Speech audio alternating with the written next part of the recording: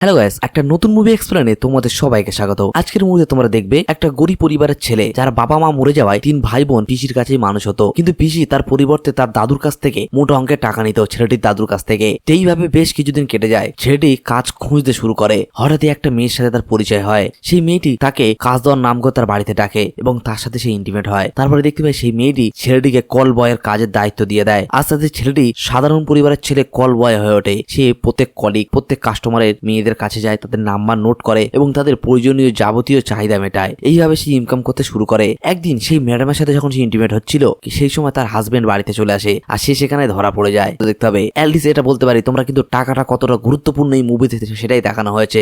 শুরুতে আমরা দেখতে পাই মুকেশ বলে একটি ছেলে, তার দুটো ভাই বোন ছিল।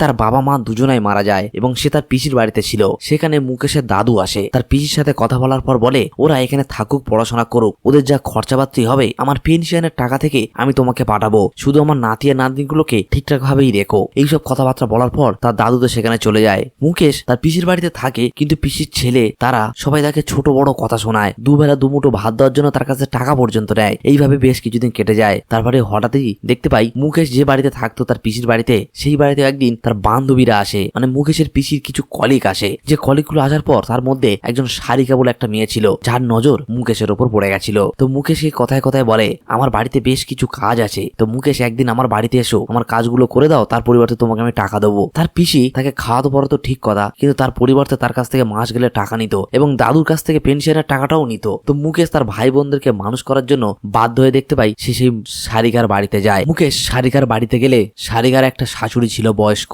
যে কিনা কেউ বাড়িতে আসলে তাকে সহ্য করতে পারতো না। তো সেই যে একটা সারিকা আসলে তাকে ভিতরে আহ্বান জানায়। তারা দুজন ভিতরে যাওয়ার পর গল্প করতে করতে দেখতে পাই সারিকা আস্তে আস্তে মুকেশের ক্লোজ হতে থাকে, কিন্তু মুকেশ কোথাও থেকে একটু ভয় পাচ্ছিল। সে জানতো না তাকে ডেকেছিল একটা কাজের সূত্রে, কাজ দেবে বলে, কিন্তু সারিকা দেখতে পায় তার সাথে ইন্টিমেট হয়। তো এটা মুকেশের প্রথমবার একটু ঘাবড়ে গেছিল। মুকেশের একটা বন্ধু ছিল যার নাম ছিল জনি ভাই। তো তার সেই বন্ধুর সাথে সে সবসময় দাবা খেলা করতো। সে কয়েকটা দিন আস্তে আস্তে কেটে যায়। সে দাবা খেলাও ভালোভাবে শিখে যাচ্ছিল আর এদিকে ফিজিক্যালিও ভাবে ভালো খেলাও শিখে গেছিল। তো মুকেশ এইভাবে বেশ কিছুদিন সারিকার সাথে শারীরিক সম্পর্ক করার পর দিনটা কেটে যায়। সে তাকে কিছু টাকাও পর্যন্ত দিয়েছিল এবং তাকে বলেছিল যে টাকা পয়সা দিয়ে নিজে একটু দামি পোশাক আশাক কেনো, নিজে একটু স্মার্ট হও, চুল ফুল কাটো। এই সবগুলো যখন মুকেশ করছিল, মুকেশের পিসি অনেক হয়ে গেছে, স্টাইল দেখো বাবুর বেড়ে গেছে, মানে আমি এখন টিউশনই পেয়ে গেছি, টিউশনির মাইনে পেয়েই আমি এগুলো করেছি। সে তার পরিবারের কাছে, তার পিসির কাছে মিথ্যা কথা বলে। মুকেশ ভালো জামা প্যান্ট চুল ফুল কেটে আসার পর সারিকার বাড়িতে গেলে দেখতে পাই সারিকার দরজা খোলার পর বলে আমার হাজবেন্ড অশোক আছে, তো সেক্ষেত্রে আমি তোমার সাথে আজকে কোনো কথা বলতে পারবো না। তো কোনো রকম ভাবে অশোকের সামনে থেকে দেখতে পাই মুকেশকে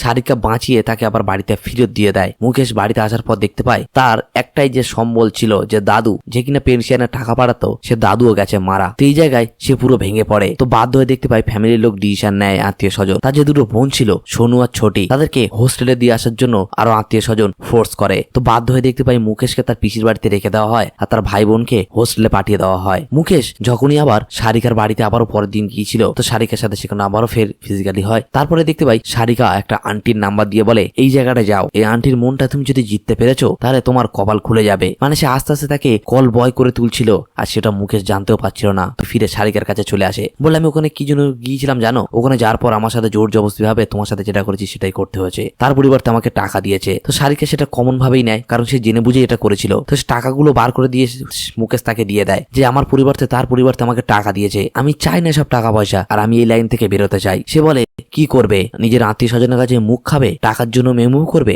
যে লাইনে আছো ভালো আছো। তো এক প্রকার দুজনের পক্ষে একটু ঝগড়া অশান্তির মতো হয় সারিকার মুকেশের মধ্যেই। তো তাকে মুকেশ এটা করতে নারাজ হলে মুকেশকে ঘর থেকে এক প্রকার ভাবে সে সারিকা বের করে দেয়। কিন্তু মুকেশ যখন আবার বাড়ির দিকে চলে আসছিল, আবার পুনরায় তাকে ডাকে এবং তাকে ডাকার পর তাকে বোঝায়। আবার দেখতে পাই সারিকা তার সাথে ইন্টিমেট হয়। হওয়ার পর তাকে বোঝালে সে আস্তে আস্তে বুঝতে শুরু করে আর সারিকা আস্তে তাকে গড়ে তুলছিল। তারপর যত ক্লায়েন্ট ছিল সারিকার কাছে দেখতে পাই সবার নাম্বার এক এক করে ওর কাছে দিতে থাকে আর ওকে কল বয় হিসেবে দেখতে পাই সবার চাহিদা মেটানোর জন্য আস্তে আস্তে সব জায়গায় পাঠাতে শুরু করে। আর এখান থেকে মুকেশ যা টাকা ইনকাম করতো কিছু পার্সেন্টেজ সারিকা নিত, তার থেকে কিছু পার্সেন্টেজ মুকেশও নিত। তো মুকেশ এইভাবেই দিনের পর দিন ইনকাম করতে শুরু করে দেয়। একদিন হঠাৎই দেখতে পাই মুকেশের ফোনে ফোন আসে। তার বোন হোস্টেল থেকে তাকে ফোন করে কান্নাকাটি করে বলে এখানে সবাই ড্রিঙ্ক করে, সবাই ভুল ভালোভাবে চালচলন চলে, সবাই গাড়িতে করে বাইরে বেলা রাত্রেবেলা যায় আর তারপরে দেখতে পাই অনেক টাকা পয়সা নিয়ে আসে। মানে তারাও এই 2 নম্বরই পথে নেমে গেছিল সেই হোস্টেলের মেয়েগুলো। তো তার বোন এগুলো সহ্য করতে পারে না, তার কাছে কল করে বললে তো মুকেশ তার বোনের সাথে দেখা করে। সেখানে গিয়ে তার বোনকে একটা ফোন দিয়ে আসে কিছু টাকা পয়সা আর তাকে বলে আসে যে খুব তাড়াতাড়ি আমি তোদেরকে এখান থেকে নিয়ে যাব, তোরা চিন্তা করিস না। আবারও মুকেশ সেখান থেকে থেকে ব্যাক করে বাড়িতে চলে আসে। দেখতে পাই মুকেশের যে বন্ধু ছিল একটা, যে বন্ধুর নাম ছিল জনি ভাই। তো জনি ভাই তার খুব ক্লোজ আস্তে আস্তে হয়ে উঠছিল। তো তাকে দেখি না একটা দাবা খেলতো তার সাথে, বলে তাকে একটা দাবা গিফট করে। এইভাবে কিছুদিন কেটে যায়। তারপরেই হঠাৎই দেখতে পাই সারিকা এমন একটা ক্লায়েন্টের কাছে মুকেশকে পাঠায়, যে ক্লায়েন্টটার ছেলেই ছিল মুকেশের থেকে বড়, মানে অনেক বয়স্ক একটি ক্লায়েন্ট। তার কাছে গেলে টাচ করতে গেলে সে মহিলা তাকে টাচ করতে দেয় না। তারপরেই তার স্টোরিটা সে মহিলা তাকে শোনায় যে তোমার মতো আমার একটা ছেলে আছে, আর আমার হাজবেন্ড ভীষণ অসুস্থ ভাবে ভুগছে, হসপিটালে ভর্তি আছে। আমি তোমাকে ডেকেছি আমার মনের কথাটা বলার জন্য, আমি অন্য কিছুর জন্য না। এইভাবে তাদের মধ্যে কথাবার্তা হয়, আর বলে আমার ছেলে বাইরে থেকে টাকা পাঠায়, সেই সব ভাবে এখানে চিকিৎসা হয়। এই মোমেন্টে সে ফোনটা সুইচ অফ করে রেখে দিয়েছিল। পরে দেখতে পাই সেই ভদ্রমহিলার কাছে একটা ফোন আসে। তো হসপিটাল থেকে তাড়াহুড়ো করে ফোন আসে, গেলে দেখতে পাই তার স্বামী মারা গেছিল, মানে যে আন্টির কাছে মুকেশ গিয়েছিল তার হাজবেন্ড মারা যায়। তো মুকেশ দেখতে পাই সে আন্টিকে হেল্প করার জন্য তার হাজবেন্ডের বডি আনা থেকে শুরু করে বাড়িতে যাওয়া সবকিছু একটু হেল্প করে। তারপরে এই আন্টি তাকে বারণ করলে সে সেখান থেকে চলে যায়। পরে যখন মুকেশ ব্যাক করে তার রুমে এসেছিল, সারিকা সেখানে ছিল। সারিকা বলে আমার তো মনে হয় না কিছু হয়েছে, তুমি কি করছিলে, তোমার ফোনটাও সুইচ অফ ছিল। সে বলে আমি আন্টির সাথে কিছুই করিনি, আর আন্টির হাজবেন্ড আজকে মারা গেছিল। সারিকা কোনো কিছু উত্তর কাটে না, আর মুকেশকে তার গাড়িতে করে নিয়ে তার পাড়াতে ছাড়তে যায়। তো মুকেশ যখন তার পাড়াতে গিয়েছিল সেই জায়গাটা দেখতে পায় তার সে বন্ধু জনি ভাই দাঁড়িয়ে ছিল। তো জনি ভাইয়ের সাথে তার একটু হালকা ফালকা পরিচয় করিয়ে দেয় এবং জনি ভাইয়ের সাথে সে নেমে গিয়ে বেরিয়ে যায়। আর সেই জায়গা থেকে সারিকা ব্যাক করে চলে আসে। তো জনি ভাইকে বলে আমার একটা ঘর লাগবে, কারণ আমার বোনগুলো খুব কষ্টে আছে, যেভাবে একটা ঘর ভাড়ার ব্যবস্থা করে দাও। তো জনি ভাই তাকে একটা ঘর ভাড়ার ব্যবস্থা করে দেওয়ার জন্য একজনের সাথে কথাবার্তা বলায়। তো সেখানে দেখতে পাই 15 দিন পর ঘর দিবে বলে কথাবার্তা তারা ফাইনাল করে। আর সেখানে কিছু টাকা অ্যাডভান্স চেয়েছিল, আর জনি ভাই সেই টাকাটা অ্যাডভান্স দিতে দেয়নি। তারপরে মুকেশ যখন সেসব কথাবার্তা ঘর ফিক্সড করার পর বাড়িতে চলে আসছিল, বাড়িতে আসার পর দেখতে পাই তার আলমারির ভিতরে যেখানে টাকা ছিল সেই জায়গাটা তার পিসির ছেলে ভাঙার চেষ্টা করছিল। তা সে তখন বলে আমার আলমারির ভিতরে তোর কি কাজ, আমার ডয়ারে? বলে এটা তো আমারই, তুই আমার বাড়ি দখল করে রয়েছিস, সেক্ষেত্রে এটা আমি খুলে দেখতে পারি এর ভিতরে কি আছে। তো টাকা ছিল, সেই সব টাকা পয়সাগুলো না নিয়ে যাওয়ার পর দেখতে পাই সারিকার বাড়িতে যায় মুকেশ, এবং সারিকার কাছে টাকা পয়সাগুলো দিয়ে বলে এইগুলো তোমার কাছে 15 দিনের জন্য রেখে দাও, যতক্ষণ না আমি একটা ঘর ভাড়া ফিক্সড করছি। আর সারিকা বলে টাকা পয়সা দিচ্ছ ঠিক কথা, রাখছি ঠিক কথা, কিন্তু এর জন্য আমার সুদ চাই। তো সুদ হিসেবে দেখতে পাই সে তার সাথে ইন্টিমেট হতে চায়। দেখতে পাই অশোক ভিতরে চলে আসে, মানে সারিকার হাজবেন্ড ভিতরে আসে, এবং এইসবগুলো দেখার পর তো অশোকের মাথা পুরো ঘুরে যায়। অশোকের বউ সারিকা অশোকের একটাই কথা বলে তুমি তো নিজে পারো না, তাহলে যে পার চার্লিস তাকে তো দেখে শেখা উচিত। মানে এইভাবে নেগেটিভিটি তাকে কথা বলে। অশোক দুজনকেই 2-4 ঘা করে মারধর করে। তারপর সেখান থেকে দেখতে পাই মুকেশ বাড়ির দিকে চলে আসে। বাড়িতে আস্তে আস্তে মুকেশ একটাই কথা ভাবছিল, আজকের বাড়িতে আমার কপালে কি লেখা আছে জানি না, কারণ সে সেদিনকে সারাদিন বাড়িতে যায়নি। আর ওই টাইমে দেখতে পাই অশোক তাদের বাড়িতে গিয়েছিল, মানে ও যেখানে থাকতো তার পিসির বাড়িতে, সেই জায়গায় অশোক গিয়ে তার পিসিমার সাথে কথা বলে যে তোমার হাজবেন্ড তো আমার অফিসে কাজ করে, হাজবেন্ডের প্রমোশন কিন্তু সামনে আছে, আর তোমাদের এই ছেলে যে মুকেশ যাকে কিছু কাজের জন্য আমার বাড়িতে পাঠিয়েছিলে, কাজ তো ঠিক করেছিল, কিন্তু আমার বউয়ের সাথে কিছু মিসবিহেভ ব্যবহার করেছে, কি চাকরিও চলে যাবে। এইভাবে অশোক তার বাড়িতে গিয়ে থ্রেট দিলে যখনই রাত্রেবেলা মুকেশ বাড়িতে গিয়েছিল দেখতে পাই তার পিসিমা তাকে বাড়ি থেকে বের করে দেয়, আর বলে সমস্ত জিনিসপত্র গুছিয়ে চলে যায়, তোর মুখ আর আমার দেখতে না হয়। কি রিজন না রিজন সেসব কিছুই তার পিসিমা শুনতে চায়নি। তো সে সেইভাবে দেখতে পাই জিনিসপত্র নিয়ে বাইরে ঘুরতে থাকে। আস্তে আস্তে এমন জায়গায় একটা শ্মশানের কাছে এসে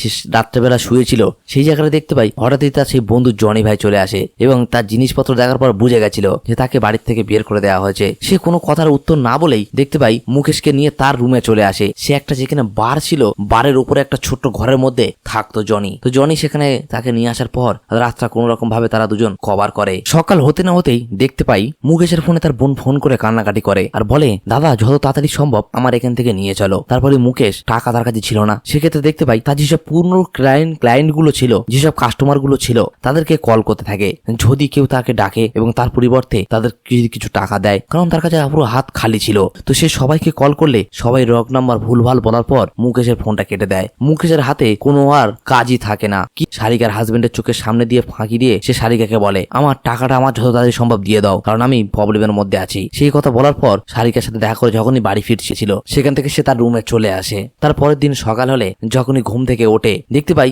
জনি ভাই ব্রেকফাস্টের জন্য সবকিছু খাবার দাবার রেডি করছিল, আর সেখানে মুকেশ উঠে খাওয়ার টাইমে মুকেশকে বলে যে তুমি আমার জন্য একটা হেল্প করবে, তুমি সারিকার বাড়িতে যাবে, ওর সাথে গিয়ে একটু দেখা করবে, করে আমার টাকা পয়সার বিষয়ে একটু তুমি হেল্প করো, করে ওখান থেকে টাকা পয়সাটা যদি নিয়ে আসতে পারো একটু দেখো। সে তার কথা মতো তো সেখানে গিয়েছিল, আরে সেই সময় শুয়ে পড়েছিল, কিন্তু ঘুম থেকে উঠেই দেখে রাত হয়ে গেছে। আর তখনই জনি তোর ভাত বানাচ্ছিল।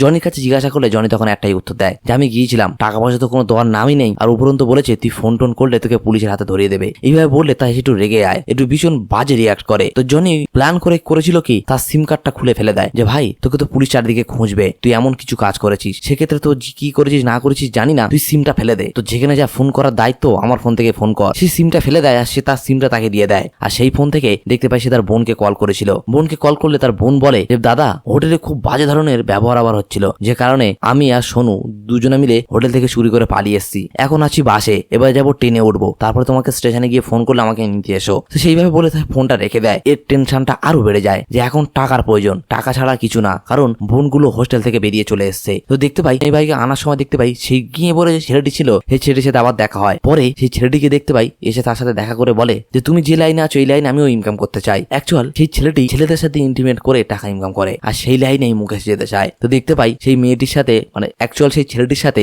মুকেশ আলাপ করার পর সে তখন তাকে বলে একজন আর 2000 টাকার বেশি ডিমান্ড করবি না, আর ওর থেকে কম নিবি না। তো দুজনেই দেখতে পাই ড্রিঙ্ক ফিঙ্ক করার পর কিছু ছেলে আসলে সেই ছেলেদের গাড়িতে করে উঠে চলে যায় এবং তাদের সাথে ইন্টিমেট হওয়ার পর 2000 টাকা এরকম ভাবে নেয়। তো মুকেশ একটা গাড়িতে ওঠে, যে গাড়িতে 3টে ছেলে ছিল। তো মুকেশ সেই রাতটা কোন রকম ভাবে 3জনের সাথে কাটিয়েছিল।